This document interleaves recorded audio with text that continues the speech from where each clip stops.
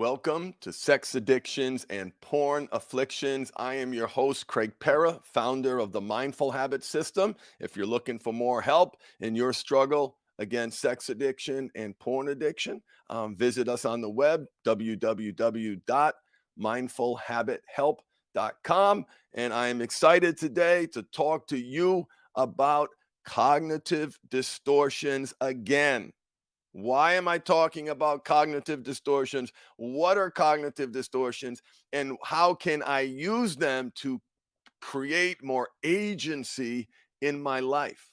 How can I use my awareness of cognitive distortions? And we're talking about 9 particular cognitive distortions and unmasking shadows. We're going to look at those moments and places where people lose their stuff. So, a cognitive distortion is an inflammatory response that you have in the moment in response to an external stimuli. Think about it like a mental reaction. And there's something about that stimuli that is triggering, that's upsetting, that touches a wound, that awakens a part. Okay. And boom, that the lens through which you are experiencing that is inflamed, is maybe rooted in reality, but inflamed, distorted. It is a cognitive thought distortion. It is a cognitive distortion. So let's jump in and look at some of them. I'm going to post a link to this great article in Psych Central. It talks about 15 cognitive distortions. I'm going to focus on 9 of them. 9 of them. So the first one that we're going to look at today is called filtering.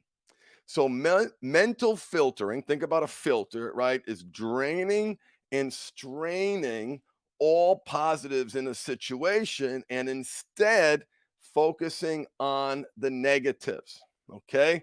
Even if there are more positive aspects than negative in a situation or person, you focus on the negatives exclusively. Who here does that? Right?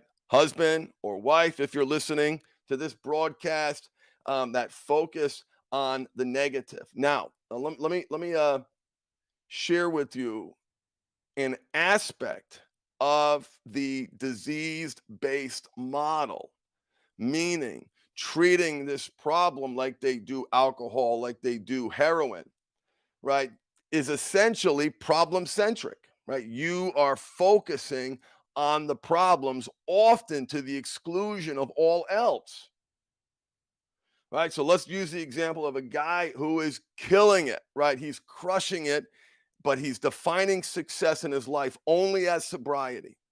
There's lots of other ways to define success that produces sobriety. But when your primary filter is not doing something, let's take, for example, the guy who was crushing it and then found himself nibbling around the edges.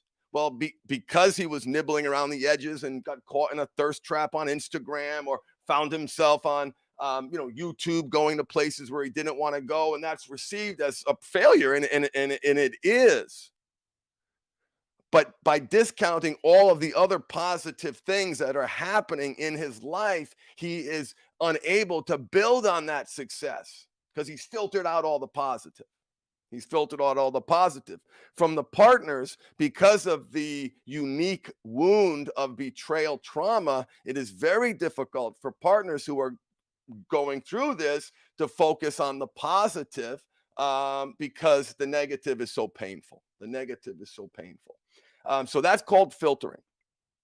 And if anybody is listening now and has any questions in the chat, put it in the chat and I will answer your question. The next one, polarization or all or nothing thinking. Okay. This is a big one. Polarized thinking is thinking about yourself and the world in an all or nothing way. And see, folks, when you're aware, wait, I just filtered, wait, this is polarizing, I'm all or nothing. That's the goal, guys. That's the goal, is to help you say, wait a minute. And this is for husband and wife, right? I'm polarizing. I'm engaging in all or nothing thinking. right? And that's extremes. Yeah, I'm a failure. I'll never be successful. It's painful. It's painful. So here's an example, right? You've decided to hold yourself to a higher standard, and you've decided to break your oldest and most impactful habit, which is lying about some aspect of your sexual expression, right? And you said, "Hey, I'm not watching porn. I'm now taking control."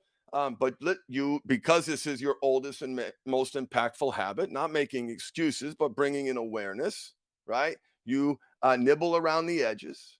And then a sub personality, a part that we call fuck it guy, right? And for those of you guys who might be a little further along, you might have an awareness of this part that you're nibbling around the edges. And well, you've already made a mistake, so fuck it. You might as well just flush everything down the toilet. And that comes from you're all successful or you're not. It's perfect or it's not. If it's not, it's a failure. You're a failure. Why bother? So massive, massive impact for this way of thinking, and which is why I think everybody, husband and wife, should be obsessed with cognitive distortions. Here's another one: overgeneralization. This is when you overgeneralize something. You take an isolated negative event or negative events and turn it into a never-ending pattern of loss and defeat. Anchoring to the worst aspect of yourself is poison. Poison. What you're looking to do here is to build an identity of someone who feels good about themselves, right? And how do you know you're overgeneralizing? Always, never, everything and nothing. I will never be successful. He's never loved me, right? Those are cognitive distortions. Or he did this, which means he doesn't love me. Right? That's not my experience with my clients. These are the same men who would step in front of a bus to save their families' lives, but haven't found the tools to address this oldest and most impactful habit, and is causing great pain. Right? You can cause great pain and love someone. So that's a cognitive distortion. At least in my world, it is. Okay. So overgeneralizations. Here's another one. We all do this. We all do this. Let me welcome our live visitors today. Hey, Rob. Hey, Charlotte. Welcome. Yeah, that all or nothing thinking is so important. Here's one that we all do, which is a evolutionary survival trait, is we discount the positive. Discounting the positives is similar to mental filtering. The main difference is that you dismiss it as something of no value when you do think of positive aspects, right? So same example applies there. Mental filtering is straining and removing all the positives. And that the example I used was focusing on the addiction, right? You can discount the positive. You can filter. You can by focusing entirely on the negative. I realize I'm repeating myself there, so let me go on. Jumping, and I'm going to give you some examples when I'm inspired to give you one. If not, some of them are self-explanatory. And again, why am I telling you these? So when you do it, because we all do, cognitive distortion. Another way to say it is, wound is being touched. If a wound wasn't being touched, why are you cognitively distorting it, right? Why is there an inflammatory response around this deeply trained and conditioned response, which is jumping to conclusions? You interpret an event or situation negatively without evidence such a conclusion. I will never be successful. I made this mistake here, which means I'll make this mistake everywhere. I'll never be successful. Here's another one: catastrophizing. This is related to jumping to conclusions. In this case, you jump to the worst possible conclusion in every scenario, no matter how improbable it is. My daughter didn't say hi to me, and I catastrophize. I polarize. I personalize. I jump to conclusions. I filter. I overgeneralize. I discount the positive. Anyway, I do all these things. I do all these things. And that's why it's important to know about them. And that's why I'm so excited about sharing them, because these previous moments, heretofore known as asshole reactions, because there's another lens for that too. And I'm talking about us guys here. I'm not certainly talking to any partners. And there's a reactive component there too, where I hope some of these cognitive distortions bring you value. But this is where our shadow, or unmasking shadows, right? This is where things go south. This is the moment of interpreting an event that you've experienced. And are you experiencing that event from the first time through a child's eyes, and maybe experiencing the joy and the wonder and the hope and the what the challenge, the whatever? No, it's being filtered through deeply ingrained belief systems that have you twisting, jumping to conclusion, catastrophizing, polarizing, et cetera, et cetera. And perfect timing. We're going to wrap up real soon, because I just heard the people coming doing the yard work. We've got a teeny tiny yard here in Northern California, so it's just as easy to have someone do it. So we're going to wrap up today. Hey, thank you for participating, Charlotte and Rob. So what do we do, right? We have these cognitive distortions, and now that you're aware of them, what is your cognitive distortion plan? Meaning, what are you going to do when that happens? So instantly, right? Take a breath, snap my elastic band,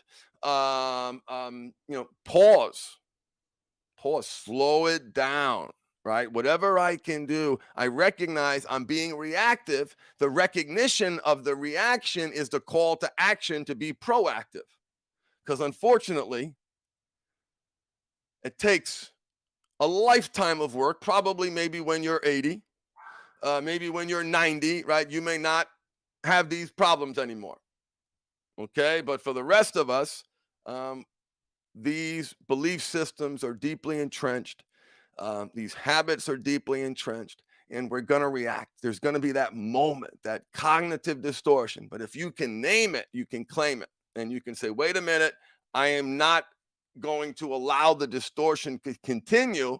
I'm going to use this awareness as a pivot point to be in control, to respond in a way that isn't habitual and conditioned, but respond in a way that adds value to my life, or at a minimum is accurate. At a minimum is accurate. So remember, pay attention to your cognitive distortions. Listen to my other broadcasts on cognitive distortions. I'm going to post this article on my social media channels from Psych Central. I love it. I wish everyone would have a great week. So great starting the week with you. Thank you for joining me, and wish you well. Embrace your power of choice. Feed the right wolf inside you. And if you do need more support, check out the website.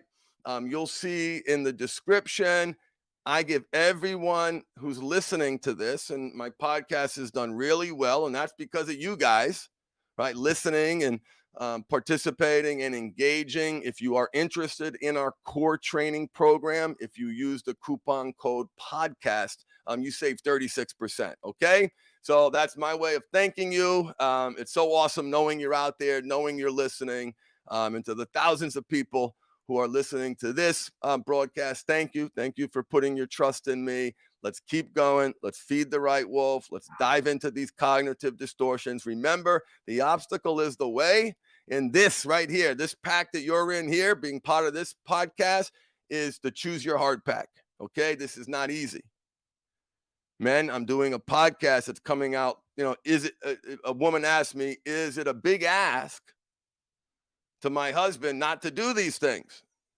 And I nailed it. I just crushed it in a way that wasn't offensive, that didn't make excuses, but acknowledged the reality that this is the oldest and most impactful habit. It is the cognitive distortion of our time in so many different areas. And if you recall, if you would join me in the beginning, talking about filtering and the focus, the exclusive focus on the bad habits and the addiction, the Like we're literally sharing how that model is a cognitive distortion, right? So you're here to diversify your portfolio. If I was looking for a therapist, I'd look for someone who is trained in DBT, dialectical behavior therapy, and certainly anybody trained in parts work. Okay. I know not everyone's going to work with me and not everyone's going to connect with me. So I do like to share every once in a while the professional that I'd be looking for. I'd be looking for someone trained in borderline personality disorder. And we're going to talk more about that. And we're going to talk more about my journey because it has been an exciting one recently, full of growth, awareness, a bunch of tears, and some really, really exciting stuff that I look forward to sharing with you as I process my own experiences.